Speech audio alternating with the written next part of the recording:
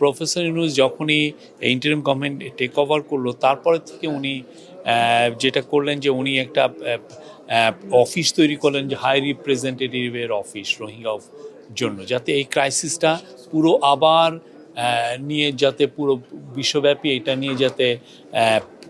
তুলে ধরা হয় যে এইটা যে এতগুলো লোক সাফার করছে,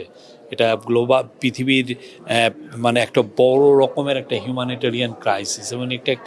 এটা যে একটা রিজিওনাল ক্রাইসিসের রূপ নিতে পারে, এবং এটার থেকে যে একটা বড় রকমের সিকিউরিটি সমস্যা তৈরি হতে পারে, এই জিনিসটা উনি বারবার জানাতে চাচ্ছেন। এই আলোকে আপনি গত ইউনাইটেড নেশনের জেনারেল অ্যাসেম্বলিতে উনি বক্তব্য রেখেছেন, এবং ওনার মুভের কারণে ওনার রিকোয়েস্টে ইউএন একটা রেজুলেশন অ্যাডপ্ট করেছে। এই রেজুলেশন অ্যাডপ্ট করার কারণে ইউএন এই যে সেপ্টেম্বরে ওরা রোহিঙ্গাদের উপরে আলাদা একটা ডিসকাশন করবে, এটা একটা কনফারেন্স হবে রোহিঙ্গাদের উপরে, এবং ওয়ার্ল্ডের আমরা আশা করছি 170টার মতো দেশ এইখানে পার্টিসিপেট করবে। কাতার ফাউন্ডেশন ওইখানে এলপিজি যেটা রোহিঙ্গাদেরকে আমরা দেই, আপনি জানেন আশেপাশে খুব ক্রিটিক্যাল বন ছিল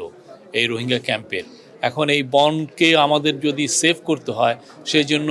আমাদের ব্যবস্থা নিয়েছি যাতে রোহিঙ্গারা যাতে এলপিজি দিয়ে তাদের কুকিং কাজগুলো করতে পারে। তো এলপিজি যারা দিচ্ছেন পুরো বিশ্বে অনেকে ফান্ডিংটা করছেন, তার মধ্যে কাতার ফাউন্ডেশন একটা মেজর ফান্ড, কাতার চ্যারিটি, কাতার ফাউন্ডেশন এখানে মেজর